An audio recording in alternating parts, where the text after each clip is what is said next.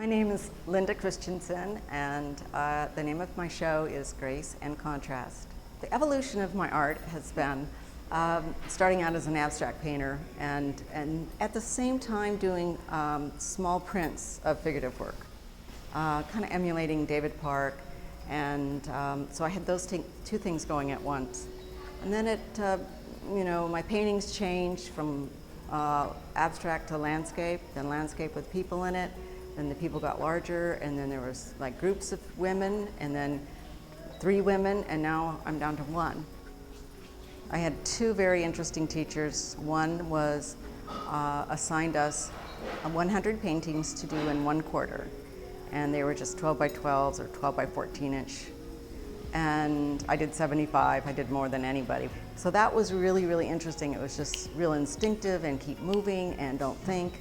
So that was a great exercise. And then another instructor I had was work on 1 painting for the entire 8 weeks. And it was a large painting. So that was the opposite pretty much. And I kept doing abstracts, and that's what I was doing at that time. And that's how I got interested in doing large work. I see it. Now, intellectually I wouldn't notice it or say yes, but I see it in my work, and one way it shows up is a horizon line is always present. So there is usually a lot of horizontal lines, and also I live near where there's a lot of agriculture. So there's a lot of rows, so I have always seemed to include stripes and a grid, horizontal and a vertical.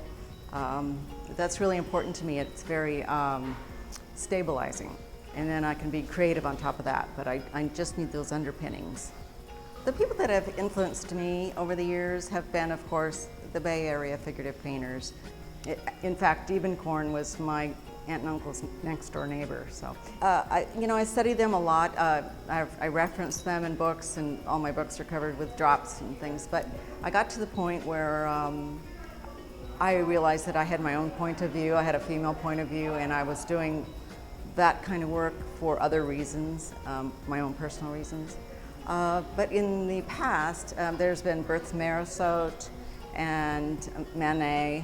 Looking back, I gravitated to people that used a lot of contrast. So there's a lot of blue blacks in that work and a lot of beautiful brush work. And so those are my starts, and then more into the Bay Area figurative work. This body of work is, surprisingly, as I stand back, I realize it's very much not as abstract. And my work sort of breathes. It'll get very abstract, and it'll come back in and get more literal. Certainly a lot of layering, a lot of drawing. I feel like I want to breathe out again, and I have canvases stacked up like a big tablet of paper. So, and I love that I have plenty, and so I've already started working with big brushes and black paint, and see where it goes.